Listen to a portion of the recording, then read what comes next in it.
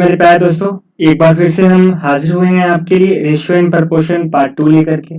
और इस पार्ट में हम बहुत सारी अच्छी अच्छी बातें जानेंगे। जो इम्पोर्टेंट पार्ट है, जो बहुत ही बेसिक बात है, जैसे डुप्लीकेट रेशियो क्या होता है, सब डुप्लीकेट रेशियो क्या होता है, ट्रिप्लीकेट रेशियो क्या होता है ना, कंपाउंड रेशियो मिश्र समानुपात क्या होता है, वर्गानुपात क्या होता है, ये सब बात हम जानेंगे। मध्यानुपात कैसे निकालते हैं, तृतीय अनुपात कैसे निकालते हैं, चतुर्थानुपात कैसे निकालते हैं, ठीक है। और ये समानुपात क्या होता है, विलोमानुपात क्या होता है, ये सारी बातें हम जानेंगे इस वीडियो में। बस आप शुरू से लेकर के अंत तक बने रहिए।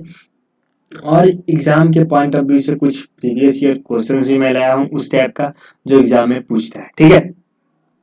सबसे पहले शुरुआत करते हैं कि रेशियो एंड प्रपोर्शन में जो मैंने पिछला वीडियो बताया था, तो वीडियो अगर आप नहीं देखे हैं तो वीडियो जाइए और इस वीडियो को जाके देखिए, उसका डिस्क्रिप्शन में लिंक डाल देते हैं हम, ठीक है।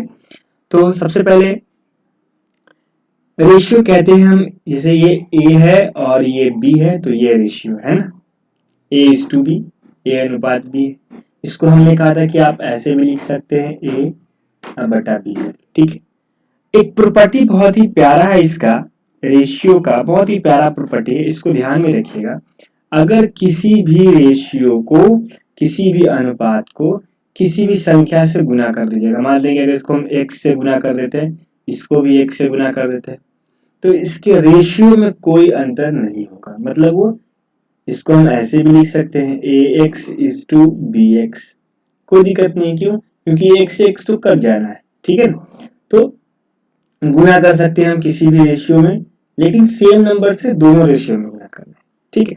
और दूसरी बात, ये बात जानना है कि अगर हम उसको भाग करते हैं किसी भी रेशियो को, जैसे A/X कर दिए और B/X कर दिए, तो भी कोई फर्क नहीं पड़ेगा, तब भी तो x से x कट के A/B ही बचेगा। मतलब ओवरऑल बात ये याद रखना है कि किसी भी रेशियो में किसी भी संख्या से गुना या भाग कर सकते हैं, कोई परिवर्तन रेशियो में नहीं होगा। बात समझ गया ना? इतनी बात समझ में आया? चलिए हम चलते हैं इसका अगला पार्ट, देखते हैं क्या कहता है। जैसे कि डुप्लीकेट रेशियो के बारे में मैंने अभी आपको बताया। डुप्लीकेट रेशियो वर्गानुपात क्या होता है, ठीक है। नाम से ही क्लियर है, डुप्लीकेट। जिसे मान लेते हैं कि A और B, इसका डुप्लीकेट को निकालने के लिए इसको एक बार और गुना कर दीजिए।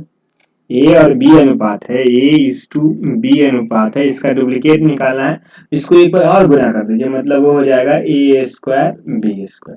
मतलब सीधे शब्दों में अगर कहा जाए तो हिंदी में क्या है, वर्गानुपात। वर्गानुपात का मतलब होता है वर्ग कर देना, मतलब A²/B², मतलब कि A²/B²। एग्जाम में कभी कभी एक क्वेश्चन पूछ देता है, जैसे क्वेश्चन क्या पूछता है, जैसे क्वेश्चन पूछ देता है कि आप बताओ, क्या पूछ देता है, जैसे कहा कि A/B का रेशियो दिया 2:3, ठीक है। और किसी आदमी के पास 2:3 में पैसे हैं और 6500 रुपया है, 6500 रुपया, ठीक है। वो चाह रहा है कि अपने बच्चों के 2:3 में न दे करके अपने पैसों को इसके डुप्लीकेट रेशियो वर्गानुपात में इसको दे दे, वर्गानुपात में इसको बांट दे, वर्गानुपात में इसको डिवाइड कर दे। तो हम क्या करेंगे, 2 का स्क्वायर 4 कर देंगे, 3 का स्क्वायर 9 कर देंगे, और ये 4 और 9 के अनुपात में ये 6500 रुपये बट जाएगा। कैसे बचेगा, कैसे बटेगा, आपको पता है? देखिए यहाँ पे एक बात आपको सीखनी है, जिसे मैं बताना चाहूंगा। मैं पिछला वीडियो में आपको नहीं बताया था, इस वीडियो में आपको बताता हूँ। इसी अभी 4, 9 A और B का मान है, ठीक है। एग्जैक्ट मान नहीं है ये 4 और 9, 6500 रुपया में बांटना है, तो A को 4 मान लेते हैं और B को 9 मान लेते हैं, और दोनों मिला करके A प्लस B ही ना 6500 है, तो 4 + 9 दोनों मिल गया। ऐसे माना हुआ, हम यहाँ पे x भी मान सकते थे, लेकिन हम ऐसे ही बना देते हैं बिना x माने। तो 9 4 13, और 13 बराबर कितना दिया हुआ है, दोनों मिला के 6500, तो 13 5 65, मतलब 500 रुपया एक की वैल्यू आ गई। और आपसे अगर पूछता है कि बताओ A को कितना रुपया मिला, तो A को तो 4 माने, 4 दिया हुआ है इसमें, तो 1 का 500, तो 4 का 4 5 20, मतलब कि 2000 रुपया। बात समझ रहे कि नहीं समझ रहे? और अगर B का पूछा तो 9 है, तो 9 5 4500 रुपया। समझ गया? इजी है ना, क्लियर है ना। तो ऐसे भी इसको हम बना सकते हैं। तो डुप्लीकेट रेशियो समझ में आ गया। अब उसी हिसाब से हम आते हैं, देखिए अब सब डुप्लीकेट रेशियो क्या होता है, वर्गमूलानुपात। वर्गमूल का मतलब जानते हैं क्या होता है, स्क्वायर रूट। तो सब डुप्लीकेट रेशियो का मतलब भी वही होता है। ये कोई भी रेशियो अगर आपको पता है A:B अगर आपको पता है तो मतलब A/B, और इसका अगर हम स्क्वायर रूट कर दें मतलब वर्गमूल कर दें तो यही वर्गमूल का जो अनुपात होगा वही होगा सब डुप्लीकेट रेशियो। कोई दिक्कत समझने में? बिल्कुल कोई दिक्कत नहीं होना चाहिए। जैसे मान लेते हैं कहीं दिया हुआ है 16 और दिया हुआ है आपको 81, अब इसका पूछ रहा है आप सब डुप्लीकेट रेशियो क्या होगा, क्या होगा कमेंट करिए, सब डुप्लीकेट रेशियो क्या होगा। तो आप कहिएगा सर सब डुप्लीकेट रेशियो जस्ट इसका रूट लगा देंगे, तो 4 और 9 81, 4 चौका 9 4 और 9 हो जाएगा। बात समझ रहे हैं? यहाँ भी वैसे ही डिवाइड करने की बात अगर कर दे कि अब 21,000 रुपया है, मान लेते हैं कि 21,000 रुपया है और इसको आपको बांटना है दो, आपको ये 16:81 है ना, 16:81 में दिया हुआ था। अब इसको सब डुप्लीकेट रेशियो में बांटिए, पैसा को आराम से बांट सकते हैं आप, कोई दिक्कत नहीं बांटने में।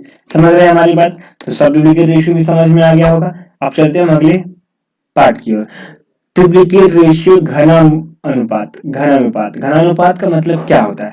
आप कह रहे हैं घन का मतलब हिंदी में क्या होता है, क्यूब। तो ट्रिप्लिकेट का मतलब, ट्राई का मतलब भी क्या होता है, ट्राई का मतलब 3, घन का भी अनुपात मतलब 3। मतलब अगर कोई रेशियो A/B है और उसका ट्रिप्लिकेट आपको निकालना हुआ तो आप क्या करोगे, उसका क्यू कर दोगे, A/BQ। आ गया? बात समझ में आई? यही हो गया हमारा ट्रिप्लिकेट रेशियो। कोई दिक्कत समझने में? समझ में आ रहा है ना? चलिए, इस टाइप का भी क्वेश्चन अगर पूछेगा कि डायरेक्ट पूछेगा कि निकालो सब ट्रिप्लिकेट रेशियो क्या होता है, ट्रिप्लिकेट रेशियो क्या होता है, तो कैसे निकालोगे? आराम से निकाल लोगे। चलिए अब हम देखते हैं सब ट्रिप्लिकेट रेशियो। सब ट्रिप्लिकेट रेशियो क्या होता है? सब ट्रिप्लिकेट रेशियो जानने से पहले हम ये देखते हैं कि हिंदी में उसको क्या बोलते हैं, घना मूलानुपात। घना मूलानुपात का मतलब होता है कि जैसे यहाँ पे आपको A और B का अनुपात दिया हुआ है तो घना मूल अनुपात का मतलब क्यूब रूट ऑफ A और क्यूब रूट ऑफ B का अनुपात है। समझ रहे हैं? जैसे यहाँ पे अगर 64:27, तो 64 किसका क्यूब है, 4 चौका 16 चौका 64, तो 4 और 27 किसका, 3 3 27, मतलब 64 और 27 का सब ट्रिप्लिकेट रेशियो 4:3 होगा। ठीक है ना? समझ में आ रहा है कॉन्सेप्ट? चलिए हम चलते हैं नेक्स्ट क्वेश्चन टाइप की ओर।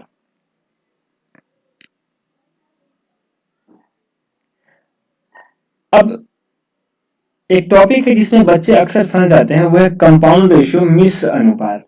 अब सर मिश्र अनुपात कैसे निकालेंगे? अगर आपसे ये पूछ दे A:B और C:D का मिश्र अनुपात निकालिए, तो बच्चे कंफ्यूज आते हैं, फटाफट गुना कर देंगे, B को C से, A को D से निकल जाएगा। लेकिन ऐसा नहीं है। मिश्र अनुपात का मतलब फर्स्ट को फर्स्ट से गुना कीजिए और सेकेंड को सेकेंड से गुना कीजिए, मतलब AC अनुपात BD, ये हो गया मिश्र अनुपात। समझ रहे हैं ना? क्या करना, फर्स्ट को फर्स्ट से, सेकेंड को सेकेंड से। क्लियर? तो कंपाउंड रेशियो में कंफ्यूज नहीं होना, मिश्र अनुपात में कंफ्यूज नहीं होना है। फर्स्ट को फर्स्ट से गुना करना है, सेकेंड को सेकेंड से करना है। ठीक है? कोई दिक्कत? समझ दें कि 2:3 के अनुपात में अगर मिल्क है और वाटर है यहाँ, और दूसरा में है 4:5 के रेशियो में मिल्क एंड वाटर, अगर इसका मिश्र अनुपात निकालिए तो क्या करेंगे, 4 दूना 8, बस दिए 15, डायरेक्ट निकाल दिए, 8 और 15 रेशियो आ गया हमारा। समझ रहे हैं? कोई दिक्कत समझने में? चलिए अब चलते हैं हम लोग, अभी तक हमने रेशियो के बारे में ही जाना है, अब हम जानते हैं प्रोपोर्शन के बारे में कि प्रोपोर्शन क्या होता है। तो प्रोपोर्शन जानते हैं, प्रोपोर्शन का मतलब हिंदी में होता है समानुपात। समान अनुपात मतलब दो रेशियो अगर बराबर हो जाए तो उसको बोलते हैं समानुपात। और जब दो रेशियो की बात करते हैं तो दो रेशियो ऐसे लिखते हैं, इसी ये जो है हमारा वो क्या है, स्टाइल है लिखने का, किसको, समानुपात को, ऐसे समानुपात होते हैं। अगर हम इसको सही लैंग्वेज में लिखें तो A:B समानुपात है C/D के। मैं समानुपात का प्रोपोर्शन का मतलब होता है कि दो अनुपात A/B बराबर है C/D के। समझ रहे हैं? अब इसी में थोड़ा सा मैथमेटिकल लगा देते हैं, क्रॉस गुना कर देते हैं तो AD हो जाएगा गुना करने पे, इसको इससे करेंगे तो, और B को C से करेंगे तो BC हो जाएगा। AD equal to BC। ध्यान देना है, समानुपात का रिजल्ट क्या आता है कि AD इक्वल टू BC, मतलब जो नजदीक में है उसको गुना कर देना है और जो दूर दूर है उसको गुना कर देना है। बात समझ रहे हैं, है ना? BC और ये AD। ठीक है, समझ रहे हैं कॉन्सेप्ट? चलिए अब इसी पर क्वेश्चन पे कुछ और टर्म निकल के आते हैं बाहर, उसको भी देखते हैं हम लोग। उसको बोलते हैं लोग माध्य अनुपात। माध्य अनुपात का मतलब क्या हुआ? बीच का अनुपात। जैसे क्वेश्चन में दे देता है कि दो टर्म है, A और B टर्म है, A और C मान लेते हैं, दो टर्म है, और कह रहा है कि इसके बीच का माध्य अनुपात निकालिए। कैसे निकालिएगा? ठीक है, तो देखिए जैसे आपको पता है कि इसके बीच में मान लेते हैं कि B होगा, मान लेते हैं कि B एक टर्म होगा जो माध्य अनुपात होगा, बीच का अनुपात होगा। तो उसको कैसे बनाएंगे? उसको क्या करना है? समान अनुपात करना है, प्रपोर्शन करना है। तो A/B, एक बार इसको इससे कर लिए, फिर समानुपात, फिर एक बार B को C से कर देंगे। समझ रहे हैं? अब चलिए क्या सीखा हमने? नजदीक वाले को गुना कीजिएगा तो B² इक्वल टू दूर वाले को गुना कीजिएगा तो AC, तो B² इक्वल टू AC। और आपको निकालना क्या है? B, तो B इक्वल टू क्या हो जाएगा? √AC। यही आपका क्या हो गया? माध्य अनुपात का रूल हो गया, फॉर्मूला भी कह सकते हैं। ठीक है, AC मतलब कि जो दो टर्म, जैसे क्वेश्चन हम देख लेते हैं, दिया हुआ क्वेश्चन में ये 4 और 9 के बीच का माध्य अनुपात क्या होगा। तो आप क्या करोगे? डायरेक्ट 200 4 गुने 9, 9 चौक 36, और 36 का क्या निकल जाएगा रूट के बाहर? बोलोगे आप 6 निकल जाएगा। सर बात समझ रहे कि नहीं समझ रहे? बिल्कुल समझ रहे होंगे, कोई दिक्कत समझने में? अब चलिए अब हम चलते हैं आगे। तो आगे माध्य अनुपात जानने के बाद अब हम चलते हैं तृतीय अनुपात में। तृतीय अनुपात क्या है? तृतीय का मतलब 3, तृतीय का मतलब 3। तो मतलब ये हुआ कि ये A/B पता होगा और तीसरा C आपको निकालना है।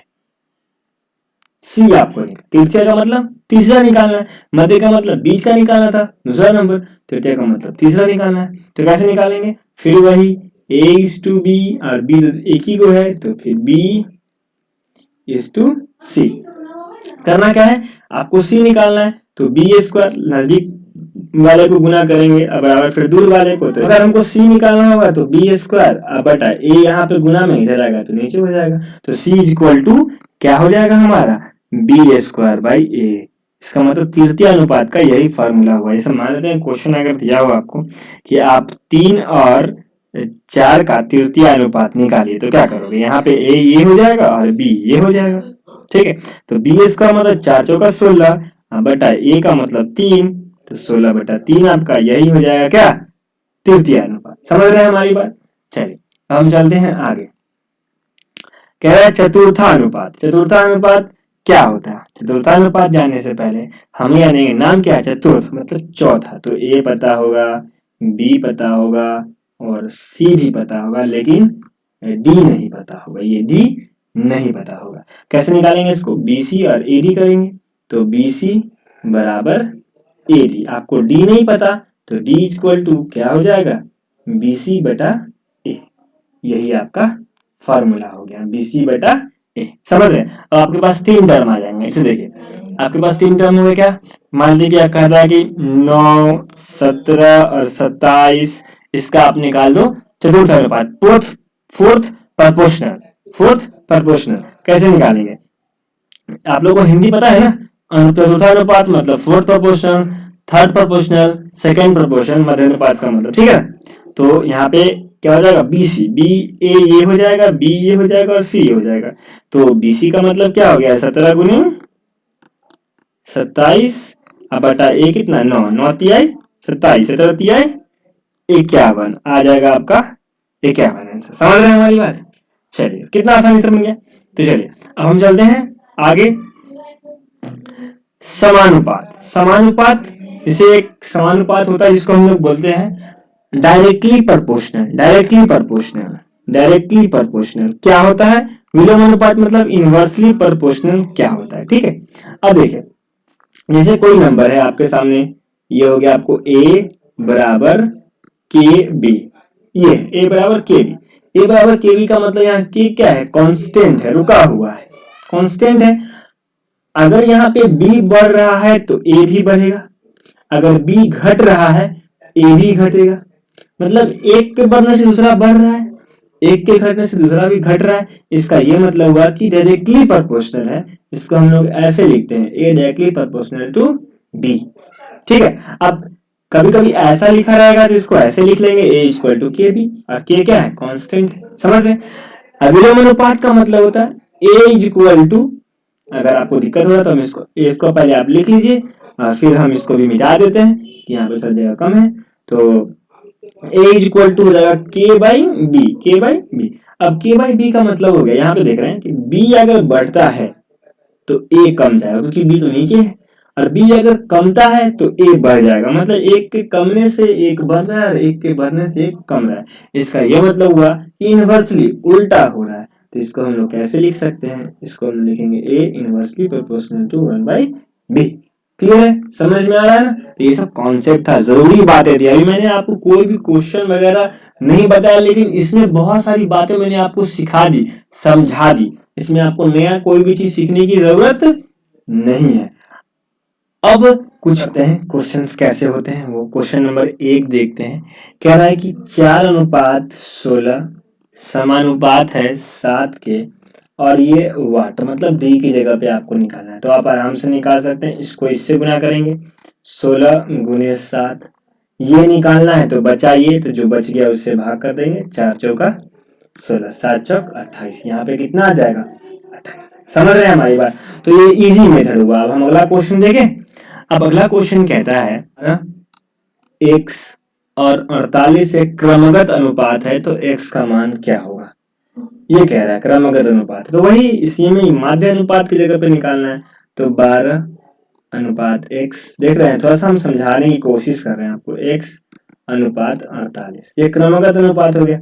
तो वही x का वैल्यू 12 गुणे 48 का रूट, तो हो जाएगा 4 तिये 12, और ये हो जाएगा 12 चौक 48, 4 तिये 12, 12 चौक 12 का 6, और 4 गुणे 4 4 6 चौक 24, इसका आंसर हो जाएगा। समझ रहे हैं हमारी बात। तो ये सब तरीका हुआ। अब कह रहा है क्रमगत, तो क्वेश्चन में समझना है कि आपसे पूछ क्या रहा है। बात तो वही है, लैंग्वेज थोड़ा सा अलग अलग रहता है, लेकिन बनाना तरीका तो आपका वही होता है। समझ में आ रहा है ना हमारी बात। समझने में अगर कोई दिक्कत हो तो जरूर कमेंट करके बताइएगा कि हाँ सर दिक्कत है। खूब दिल लगा के तैयारी कीजिए, जितना मैं कर रहा हूँ उससे ज्यादा मेहनत आप कीजिए, ताकि आपका जो है वो सफलता मिले। ठीक है, अब हम चलते हैं अगले टाइप की। और अगला टाइप क्या है, जैसे कि कुछ क्वेश्चन ऐसे होते हैं जिसमें आपको आसानी से बनाया जा सकता है। जैसे एक क्वेश्चन की बात अगर हम करें, एक पार्टी में 77 लोग हैं, 77 लोग हैं, पुरुष और महिलाओं का अनुपात 4:7 है। ठीक है, ये पुरुष है और ये महिला है, एम फॉर महिला।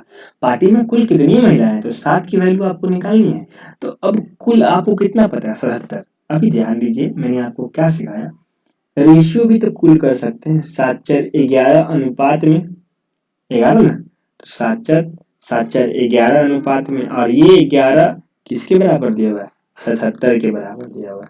तो 11 7 77, तो एक का वैल्यू आ गया हमारा कितना, 7। और महिला पूछे तो महिला कितना है, 7 है, तो 7 का वैल्यू 7 से गुना कर देंगे, 49 आ गया हमारा आंसर। समझ रहे हैं हमारी बात, कोई दिक्कत समझने में। अब कुछ क्वेश्चंस अलग भी होता है। ऐसे क्वेश्चन क्या अलग होता है, देखिए इसी क्वेश्चन में अगर आपसे पूछता कि पुरुष और महिला का अंतर क्या है, दोनों के बीच का अंतर क्या होगा, तो कैसे निकालते हैं। आप ऐसा नहीं करते कि अलग से पुरुष का निकालते, अलग से महिला का निकालते और फिर घटाते, ऐसा बिल्कुल भी नहीं करिएगा। जब आपसे अंतर पूछ रहा है तो आप रेशियो में ही अंतर निकालिए ना। अंतर कितना है, 3 अंतर है, तो आपको 3 की वैल्यू निकालनी है। ठीक है, तो कैसे 3 की वैल्यू निकलेगी, तो 7 4 11, आपको जो गिवन है, जो आपको दिया हुआ है उस पर फोकस करना है। तो गिवन दिया हुआ है कुल, तो 7 4 11 हो जाएगा कुल, तो 11 का वैल्यू 77, तो 1 का वैल्यू 7, तो 3 निकालना है आपको, अंतर निकालना है, तो 3 का वैल्यू 7 3 21। देखिए आ गया ना आंसर, कितना आसानी से बन गया आंसर। तो घबराना नहीं है, क्वेश्चन बहुत ही आसान आसान सब है, टेंशन नहीं लेना है, ठीक है। अब चलिए, क्वेश्चन में कुछ अलग अलग भी दे सकता है, लेकिन आपको घबराना नहीं है। तो हमारा कॉन्सेप्ट हमारा वही है। और भी बहुत सारे अच्छे अच्छे क्वेश्चन हैं आपके सामने। जैसे ये क्वेश्चन आपके सामने आ रहा है और ये कह रहा है कि दो प्राकृतिक संख्याएं हैं 3:5 में है। दो संख्या मानते हैं कि ये पहला है और ये दूसरा है, और इनका गुणनफल 2160 है, गुणनफल। तो हम आप क्या करोगे, नॉर्मली 5 3 15 कर दोगे और 15 की वैल्यू इतना कर दोगे, 15 की वैल्यू 2160 करके निकालोगे। बिल्कुल गलत हो जाएगा यहाँ पे। ऐसा क्यों? क्योंकि यहाँ पे गुना करने की बात करेगा। जब भी गुना करने की बात करेगा तो यहाँ पे हम देखेंगे कि x यहाँ होता है और x यहाँ होता है। तो 3x गुने 5x 5 3 15 x स्क्वायर, ठीक है। और यही 15 से इसको गुना भाग करेंगे तो 15 का ही 15, ठीक है, बचा 6, 5 चौका 60, 5 चौका 60, 144। तो ये जो x स्क्वायर है, तो x की जो वैल्यू निकालेंगे तो रूट हो जाएगा ना 144 पे, तो बाहर 12 निकलेगा, बस यही। अगर हम ये x स्क्वायर नहीं करते तो आप एक की वैल्यू 144 ले लेते और आंसर आपका गलत हो गया था।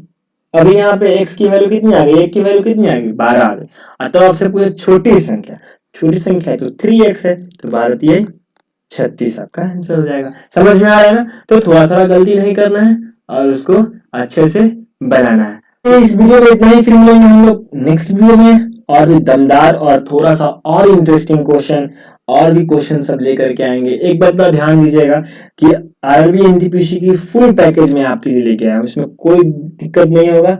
हर एक क्वेश्चन, प्रीवियस ईयर क्वेश्चन भी हम सॉल्व करेंगे। फर्स्ट ऑफ ऑल पहले एक चैप्टर कंप्लीट हो जाए, चैप्टर कंप्लीट करने के बाद रेशियो प्रोपोर्शन के जितने भी सवाल हैं वो सारे सवाल एक एक करके सॉल्व मैं कर दूंगा, आपको आपसे भी करवाऊंगा और मैं खुद भी करूंगा, ठीक है। मिलेंगे हम लोग नेक्स्ट वीडियो में, तब तक के लिए जय हिंद।